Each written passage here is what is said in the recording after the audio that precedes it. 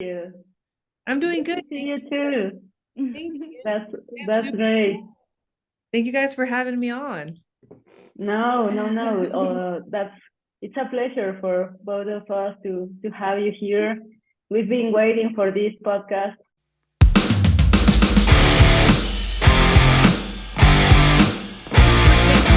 This is my first podcast, so I'm Oh, a little wow. Oh nervous yeah. already. Yeah.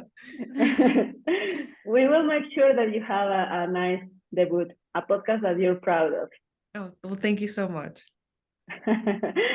Well, Cynthia, the topic that we want to talk today with you, that I already sent you some of the questions we have planned, it's related to how you have improved your body composition with all these gaining phases that you've been doing. I read a post a while ago that you made, or sorry, I don't remember quite well, when you were saying how you think most of your progress has been made after 2020. So I know from the outside that probably many things have changed since then. The way you approach your training, the way you approach your nutrition. You were also uploading a story when you were saying that you're now training 3 times per week. That I think maybe if someone had asked you to do that, or to do that like 5 years ago, probably you would say no way. No, I'm just imagining that. So I think, well, we both think that one of the biggest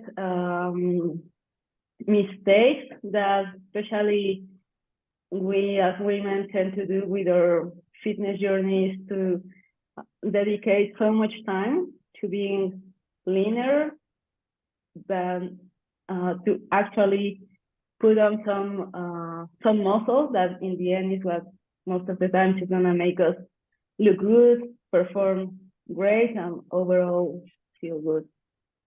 What do you think? So a lot has definitely changed since then 2020. I definitely feel like I've made a majority of my progress, which is kind of crazy to say because I've been training since I was probably 15. So it's been a while now. I think I mean as long as I was doing something, I was at least training, but I was doing a lot of things wrong. And I'd say that the biggest thing that have improved would have to be definitely nutrition and training. I was training with more intent, whereas before I was definitely just going in there with the goal of losing weight or staying lean, like you said before. And it's like you don't realize that these gaining phases are gonna determine what you look like lean, and people are just so scared to let themselves gain a little bit of weight. And I feel like some of that is almost FOMO. They get fear of missing out, and I think it's because they see on social media and all the pressures of it. They're like, well, I feel like I need to be lean now. Like the time is to be lean now. Like why can't I just do that now? But it's not going to look the same if you don't have any muscle. It's not going to look probably like what you want. So it's definitely been Totally. it's definitely uncomfortable, I will say. And I think that's where you kind of have to switch your mindset, because I guarantee a lot of us start training with that goal. We want to go in and we want to get lean, but it's like at that point we need to go through those uncomfortable moments because that's where our growth is going to come. And that's also where we develop a lot of our habits that help us for our cuts. And so at this point, I love my gaining phases because I'm always excited. Like, I wonder what I'll learn this time that'll make my cut even easier. Because I always post, I'm always like, oh, this is the easiest cut I've done. And I just keep saying that. I'm like, I feel weird saying that, but it's true. It keeps getting easier, right? And I'm sure you can see it in both of your training. It's like, it's so worth those gaining phases, even though they can be uncomfortable. And yeah, in reality, a lot of us don't like the way we look sometimes in those gaining phases, but yeah, that's where all the change comes from. And performance is like when I focus on my training, I mean at the end of the day, I feel like that's how you're going to stay here in the long run is you give yourself time to just fall in love with training. Totally. That's such a great answer, and I'm totally on board with that. But I think we missed a step here. I want you first to introduce yourself to the audience, to the people that are listening to us. I will say first that you're a personal trainer, you're an athlete as well, and you share a lot of great stuff, educational content on your social media. And for everyone that doesn't follow Cynthia on Instagram, she's a must, really. But tell us a little bit more about yourself. How did you get started? How have you been combining the personal training with your own training, because that's also like kind of difficult at some point. So yeah, tell us whatever you want about you. Yeah, so my name is Cynthia Jimenez, and I'm a personal trainer and an online coach. I'm fairly new. I just started training people actually this year. So it's kind of crazy to say I've always wanted to make the jump, but I definitely always felt that extra pressure. I think especially just who my mentor is, of course, that like I do appreciate having him, but I'm always like, I always felt that extra pressure, but I feel lucky. For those who don't know, Alberto Nunez, he is my partner. So I feel very lucky that I've been taught by someone that just takes such a easy approach to training and nutrition and just makes everything more realistic and just more up to date information. And basically, I love personal training. I love doing one-on-one, and it's definitely shifted the way I see my own training. And the way I almost see the way they're feeling. And I mean, I've gone through everything they felt. When I first started, I definitely went into training with the goal of just being lean. So I started very young. I had to get my mom to help me like get a gym membership, right? And I actually injured myself once because I mean, it's a lot of it like information that you don't know where to look, you know, and in the like you can tell like social media is throwing so many things at you, and you're just like, all right, I'll kind of take whatever is in front of me and I'll work with it, right? So I've learned from that and just doing a lot of things wrong, honestly. I've learned from doing a lot of things wrong. And that's why I've said to you, like, I made a lot of my progress after 2020 because it's like you learn, like, oh, these are actually the things that matter, not like training 6 days a week, doing cardio, doing like plyos when my goal is to build muscle. It's like you learn like a lot of this stuff has a time and a place. So yeah, and it's helped me a lot with my in-person training because I've gotten to the point where I'm really good at being able to gauge my own like intensity and RPEs. So I'm able to see that with clients and with newer people, it's always like hard for them to be like, oh, I could do more. And it's like, no, you can do more. Like, because of being able to see like reps slow down, or you know, it's like if everything looks the same, you're hitting a target rep, it's like, yeah, you're probably missing some intensity there. And it's kind of cool being able to help people in a way where it's like, I wish I had this information. So my goal as a personal trainer and online coach is to set people up to one day be able to do it on their own, and hopefully just teach them the things that I learned along the way without making as many mistakes, right? So I think it's great that you do this parallel between what you've been through as an athlete, all those mistakes that may have cost a lot of time, probably. You could see that as a disadvantage as an athlete because all of the years or the months that you maybe didn't have the progress you would expect.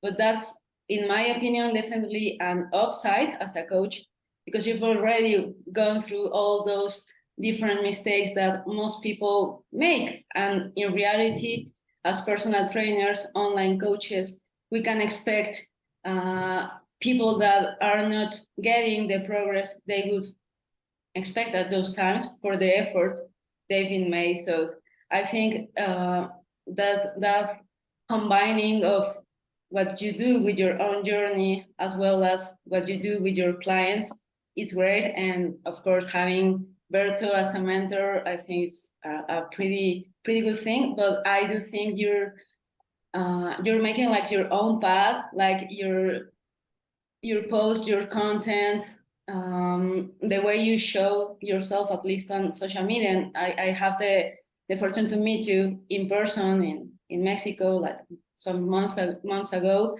it definitely shows that you have like your own distinct sign, and I think that's pretty cool. I think we need more women training people and showing like this hard training, all these fundamentals with nutrition and stuff.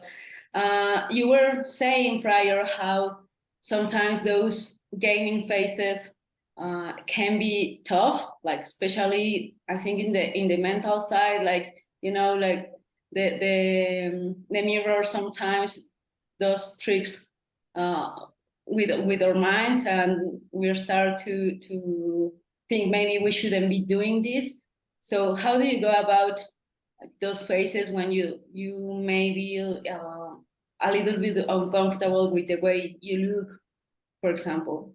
I start to shift my focus instead of shifting it on how I look and like, let's say like just tracking and weight and all that. I try to shift it on performance, and then I start focusing on like my lifts a little more and being like, okay, these are that's where I feel like programming like fun lifts that you really want to see grow is important during these phases. That way you can be like, okay, yeah, maybe I don't look my best. Maybe I'm like, I don't look as much of as an athlete, but at least I can focus on this stuff, which in the end will like later on make me look like an athlete, right? I'll end up gaining my muscle, and I'm also having fun training. So I kind of it's about shifting your focus on something else, because the reality is like we're going to get the best progress probably in a body that we're not that comfortable in, like I know that's for sure true with me. But that's you're going to get to a point where it gets easier and you almost start looking for it, right? Because like I mentioned before, it's you get excited for what's on the other end. You're like, okay, cool, my cut is over, like time to start gaining weight. And that's always hard at first. That part, I won't lie, it's always a little hard to let go, but you're just like, but it's okay, because in the end it's worth it, right? It's like I'm excited to see what I can get on the other side. And even if it's habits or even just like building muscle, and seeing what else looks better. So it's just really fun being able to discover that. And that's why I feel like just in the long term, it's so cool, because you're always learning something new and bettering yourself and finding things that you can do better in.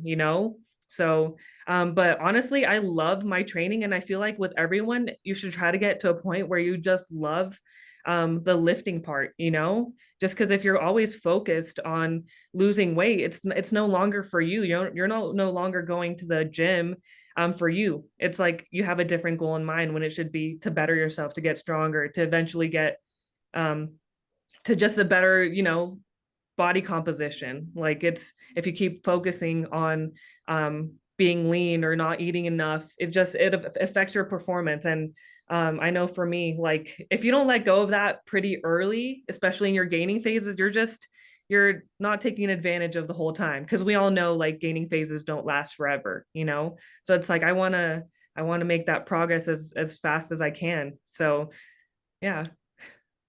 That's awesome. And how do you go about like planning? I don't know if you do it by years or whatever time frame. Like for example, say I'm gonna run a gaming phase for half of the year, or maybe 3/4, and then the other part I'm gonna shift to a fat loss phase, maybe throw in a maintenance phase. How do you go about that?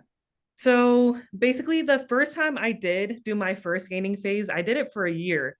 And I think kind of depending, yeah, it's kind of crazy, right? But this was actually after my prep. I had gone through gaining phases before that, but like I said, I don't really count what I did before, because I had coaches, right? But it just shows you like it's really important always like looking into what a good coach has to offer. You always have to look into that information for yourself. And unfortunately, I didn't make very great decisions.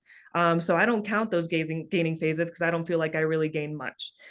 So I count my first gaining phase as post prep, right? So I did a year because I definitely, basically, if you don't let go of that feeling of wanting to be lean, like I said, you kind of dig yourself in a hole where you're just trying to, like, it's no longer fun. You're trying to maintain a body that's not maintainable.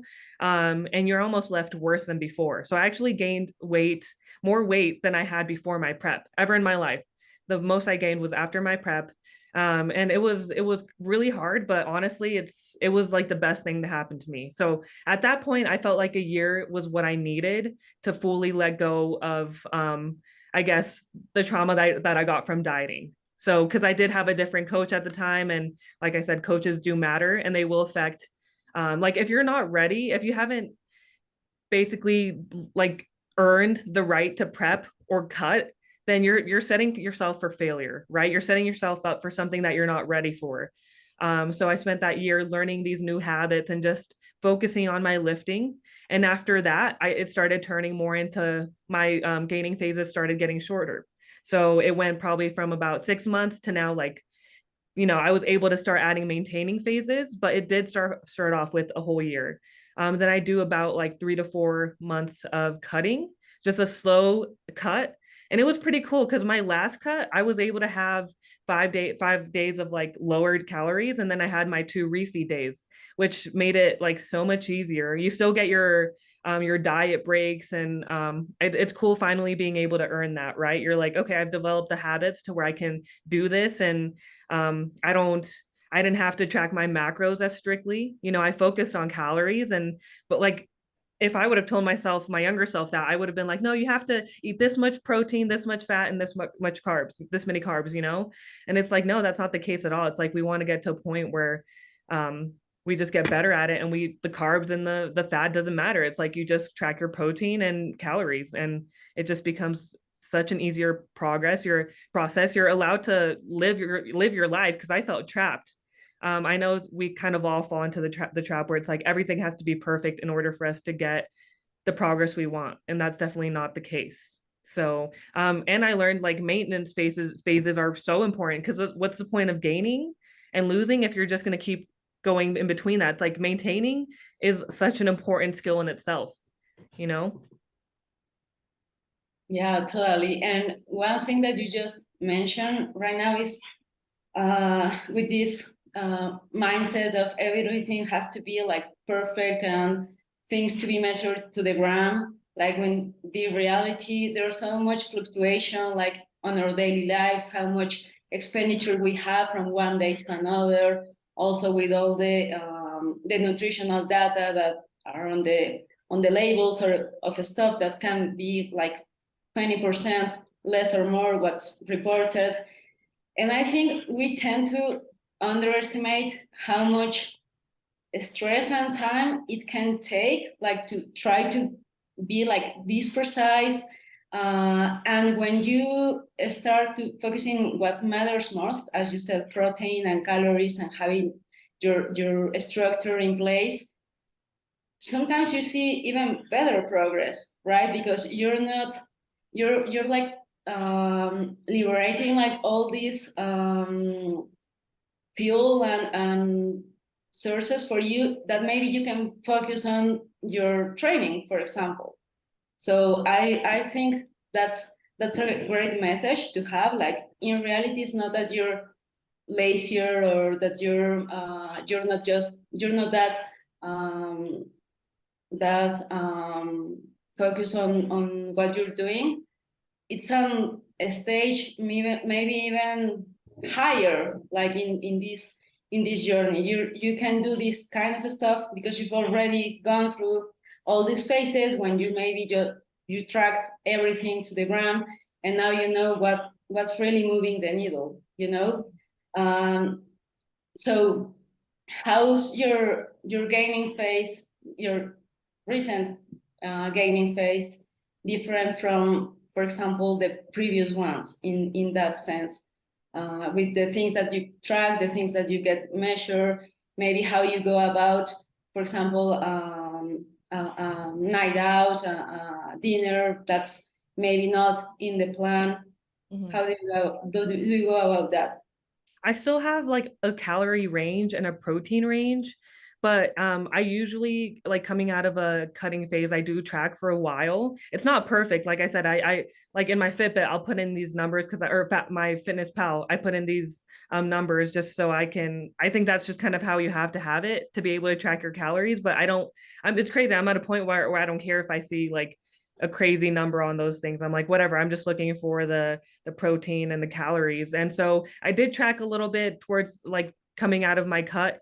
And now it's mostly like I go most of my days without tracking, just because I do feel like tracking is something most people will probably want to do, just to, especially if you don't have I guess an idea of what your meals are supposed to look like how much like protein, like it's kind of crazy how many people don't know what has protein. Like maybe a lot of people in our world, but then you meet other people and you're like, well, what has protein in it? And you're just like, there's a lot of things, you know, and it's hard for them to be able to basically get that protein feeding when they don't know how to even measure that. So I do feel like tracking is an amazing tool, and it's been what has helped me be able to just be able to look at my food and be like, okay, this is good.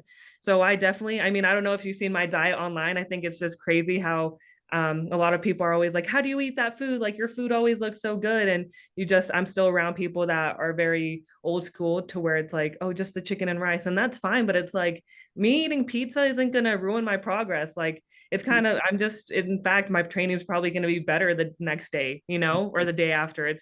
I'm living my life. I'm training hard. Like, so I guess, basically I'm just focusing on being better with my fruits and veggies. That's like my main goal right now. Because every gaining phase and every cutting phase, I have like, okay, this is my goal. I want to get better at this.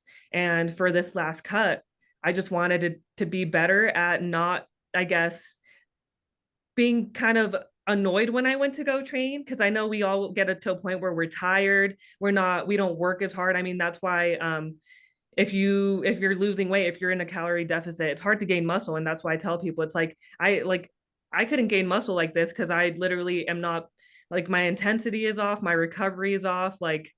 And so during my last cut, I just wanted to be better about being in a good mood and appreciating my body and what it can do, and knowing that I can still push myself even if I didn't want to.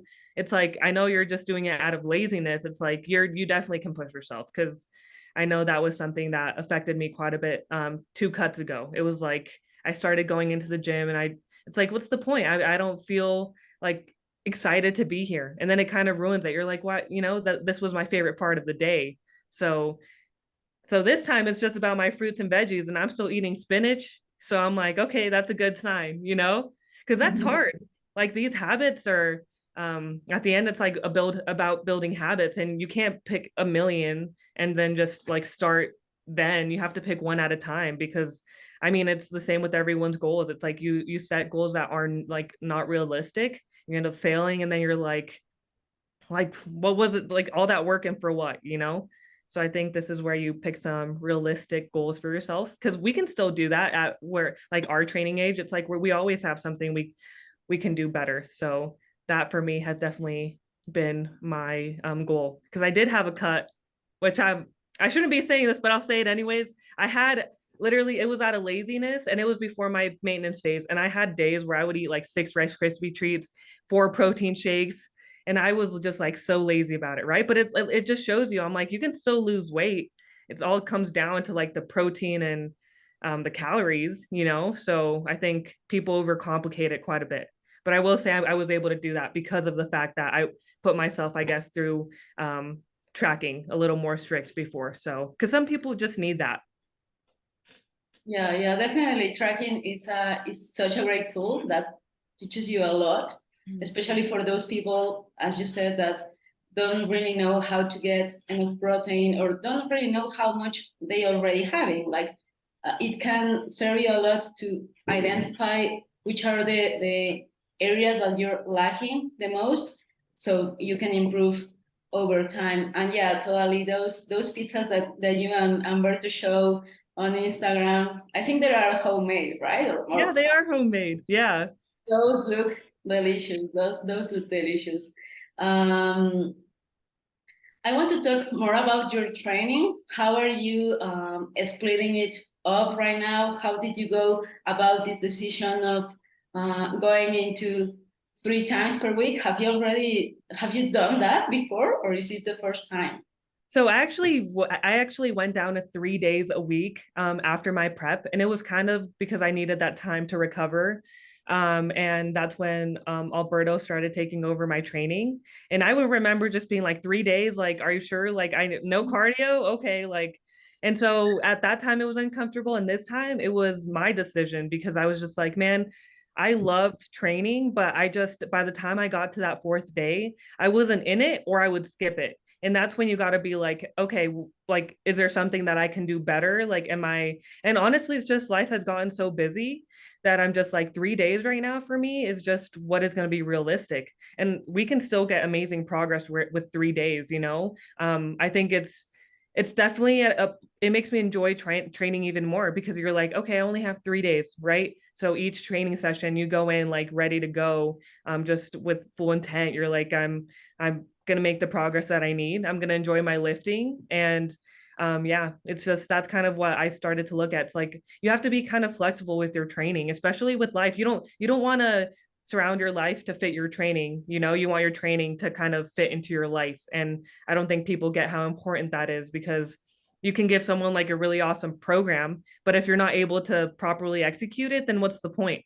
You know, it's like, I'd rather be given like a terrible program. And it's like, if you have someone going in there and going hard, I guarantee they'd probably see more progress from that. So I think it's, yeah, 3 days is perfect for me right now. And I honestly do enjoy the whole full body thing. I think it's a nice switch up, and I think it's important for people to kind of switch it up every now and then because it's like you forget, why did you start lifting in the first place? And yeah, part of it was to be lean, but part of it at that time was also to just feel stronger and to move, you know? So it's like my goal right now is just to lift to be strong and to keep learning and, you know, basically just, yeah, enjoying life. It's about to be summer. It's the first time I haven't cut during the summer in like 3 years.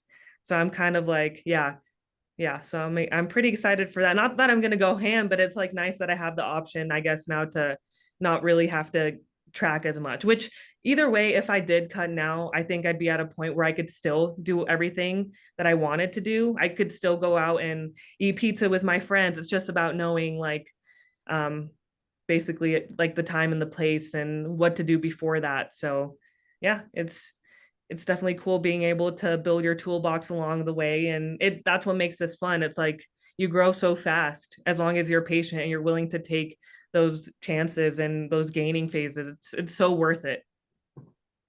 That's amazing. And I think that also will translate in a really good way to your work with your clients because you can be more empathetic with them, like to understand how sometimes, and that's the case with many of the people that start working with us, they don't have as much time to train sometimes, like with jobs and family and stuff. I have some clients that I say, how do you manage to do all this stuff? Like, for example, in my case, I don't have kids.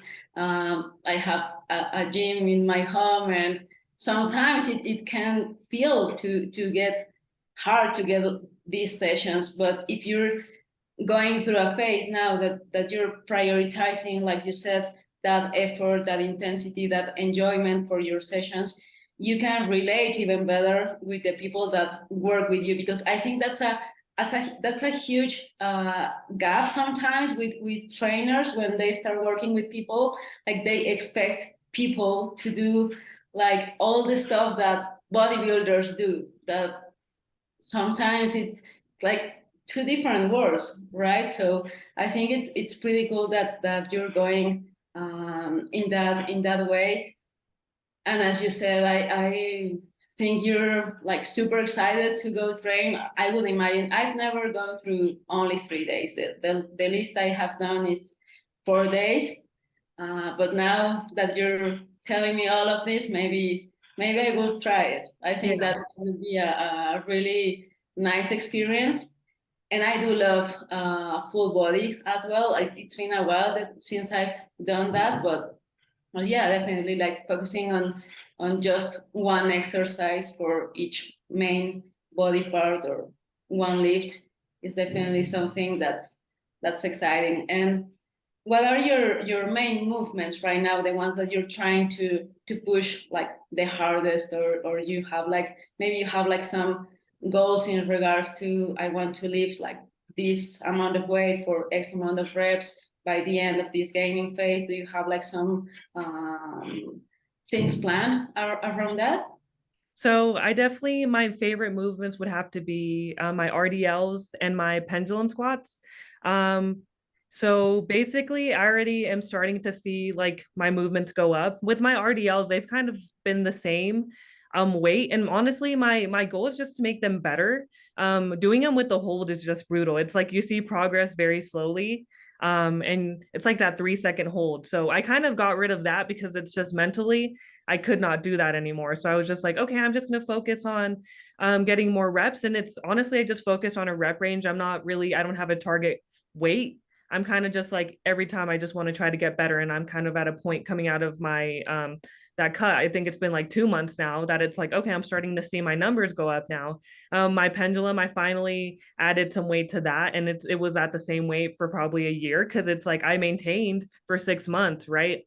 Which is like, you can still gain muscle while maintaining, right? And it was just I was just so used to gaining weight to where it's like, oh, I can do all this other weight now. But it was interesting maintaining and being able to push myself. And so now I'm like, okay, I get to gain again and basically just try to lift as heavy as I can and get a new PR on that pendulum, which we all know is like really hard. I'd love to hit 2 plates. 2 plates is my goal. It's literally like 10 pounds away. So hopefully I can get that. But I don't know. Legs is definitely my favorite. And RDLs, I feel like it's like things that make my face feel like they're going to explode. And I don't know. It's just a good, like you learn to love that, right? It's so weird.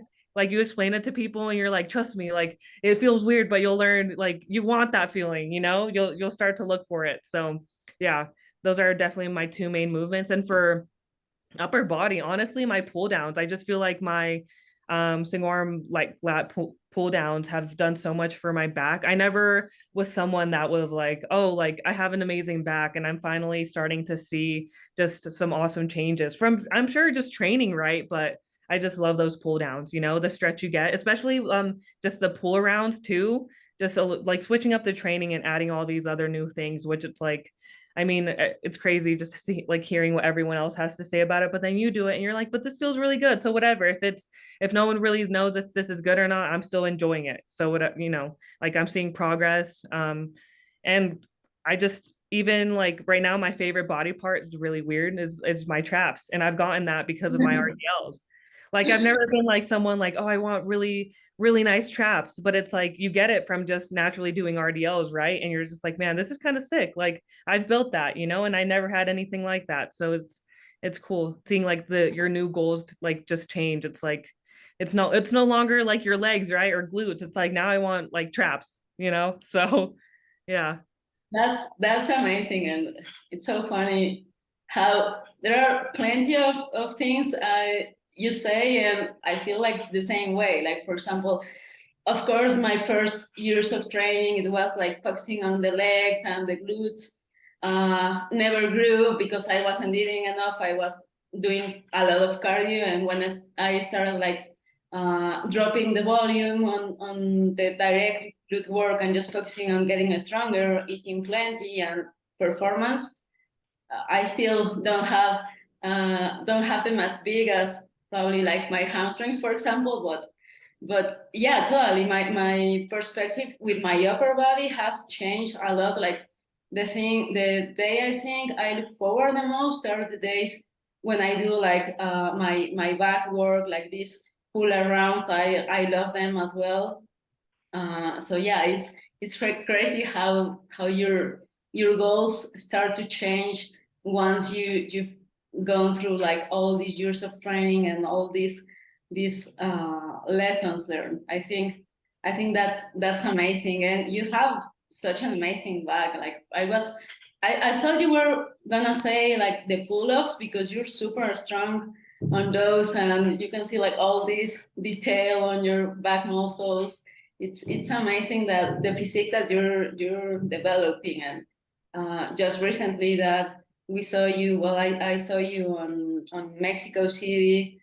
You have such a crazy ankle mobility. I think everyone there was super impressive. If you haven't seen like the people that are listening to us, how Cynthia squats, it's gonna blow your mind. Like you have such a great ankle mobility, and I think that's just only one factor, but your pendulum squats and all your squat movements, I think they've always have been like supernatural to you probably.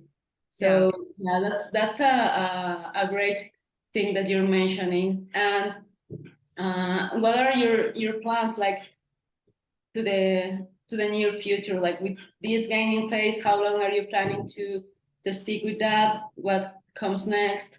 Do you have any plans of competing in the future, maybe like in the next years?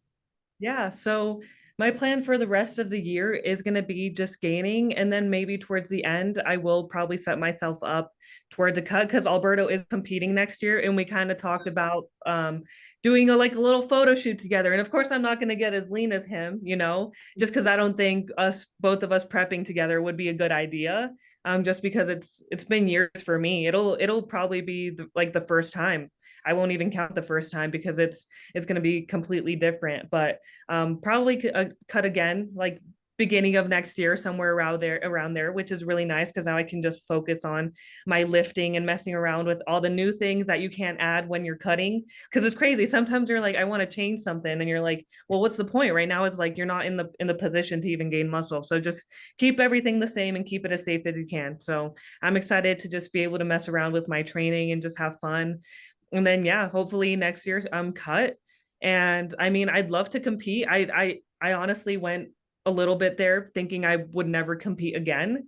And I would always tell Alberto this, like, I don't think I'm ever going to compete. And he'd just be like, I think you'll want to later on. And usually he's right. And now I'm starting to be like, okay, I think I want to, like, not next year, but maybe the year after that. I definitely feel like it's something that I've earned, and that's something important that people need to understand. Like, competing it's very extreme. We put our body through some really hard things, and we have to be prepared somewhat for it. You can't prepare yourself all the way, right? But you can develop some awesome habits that will just help you along the way, And I feel like I finally am starting to develop those habits, and I do want to see, I guess, what I can bring to the table, because it's been, I mean, when I first competed, it was in 2019. And I can tell you now, it's like, I didn't have that much muscle. Like I did the damn thing, right? And I'm still proud of it. But I think it would have been a different story if my goal was something other than, at that time, just doing a competition before I was 21. That was my goal. I was just like, when I first got my two coaches and I kind of like rotated coaches, I was just like, my goal is to compete at this year. I want you guys to help me out. And I didn't look at like the important things where it's like my habits and like how much time have I spent gaining and just all of it. So I think I definitely do plan on competing, hopefully in figure, but honestly, maybe bikini. So we'll see. So whatever, I mean, it motivates me to work hard now that I have that goal, because when I first let go of the thought of competing, I guess I did feel lost for a little bit. And I kind of felt that almost like, because I decided that probably a few months after competing, I was like, you know what, this isn't for me. And I felt lost because I had started my journey. And I'm sure a lot of people do. Even though you shouldn't, it's like I started my journey with this goal. I'm like, I want to be a bodybuilder. I want to compete, so it was just like, I felt lost. But it's like, you need to find other things that you want to progress in, instead of just like this one thing, this one outcome. So yeah, I'm excited. Hopefully, fingers crossed, maybe in 2 more years, I think I'd love to compete again. So, which makes me nervous. It's just like I said, like, I don't count 2019 because at this point it's already been like, what, 4 years? So that's a pretty big gap. And I only did one show. So it's like, it wasn't even back to back. It was like one. So it'll be definitely fun, and I'm excited for it. That's amazing. We will definitely pay attention to that next year. You, Umberto, prepping you for a photo shoot, and him for a contest prep again. I think that would be amazing, especially that part of, as you said, like as a couple and going through a extended diet phase. I think it comes with plenty of challenges, but if someone can do it, it's definitely both of you guys. Well, thank you so much. Yeah, so finally, Cynthia, we appreciate a lot your time, but because of that, we also understand that you have plenty of stuff to do. So what would be the biggest piece of advice, or however, how many you want to say to the people, not only women, that are maybe like a little bit hesitant to go into these dedicated gaining phases? What would be that? It would definitely be to please just give yourself time to gain that weight and just focus on your training. I know it's hard, but honestly, like anything in life that's hard usually has like something that comes on the other side that was like, oh, like it was worth all that. And this is definitely one of those things that like you will not regret it. It's something that I feel like a lot of people miss out on. They just keep dieting, and it's like, please just like give yourself at least 6 months and just try not to focus on cutting and not feeling bad about yourself. Because I've met so many women that are just like, I need a cut, like I look so bad, and it's like, no, but is your training looking good? Are you recovering?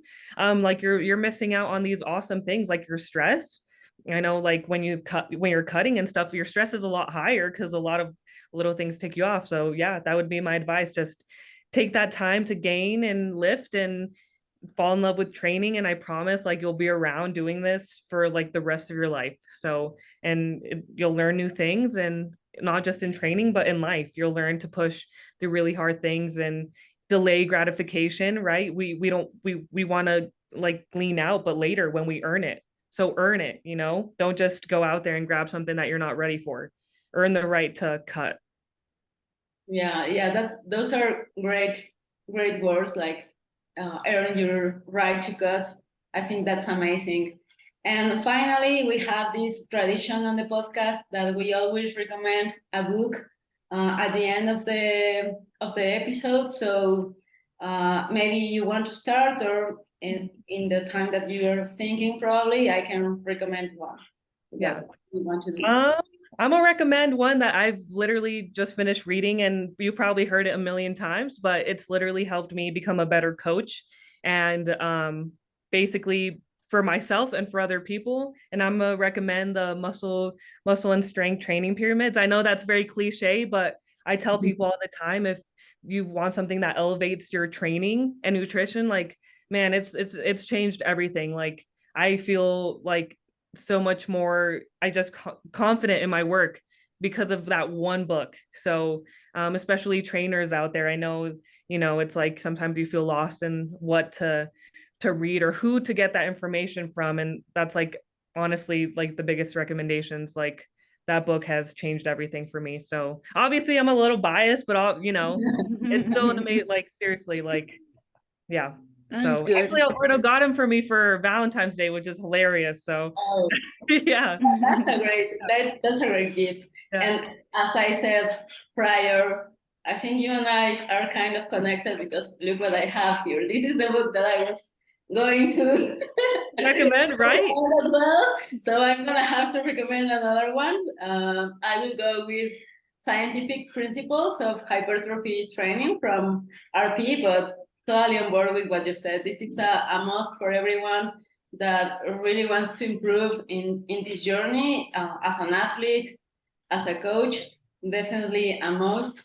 I will also say I'm really biased because, Team 3DMJ has been like a really important part on my journey as a coach, and especially Berto. But I think it's great that we're on the same boat with the book recommendations. And I think it's awesome to keep learning from all these other people. I think that's the best thing you can do. Never be like, oh, this is the one book that I follow. It's like, I'm learning from everyone, Yes. Yeah, totally. Well, thank you so much, Cynthia. It has been really nice talking to you. It goes super fast. It went super fast to me. I don't know if that's the case for you, but hopefully we can have you another time. And we both wish you the best with this gaining phase. I'm sure you will hit those 2 plates on the pendulum squats, and we will be paying a lot of attention to your journey. Well, thank you so much for having me on. It was actually, yeah, really fun. And I love that two powerful women are out there doing the thing and spreading their knowledge. Like seriously, like it's so amazing to see. Thank you. Thank you so much. Have a great day.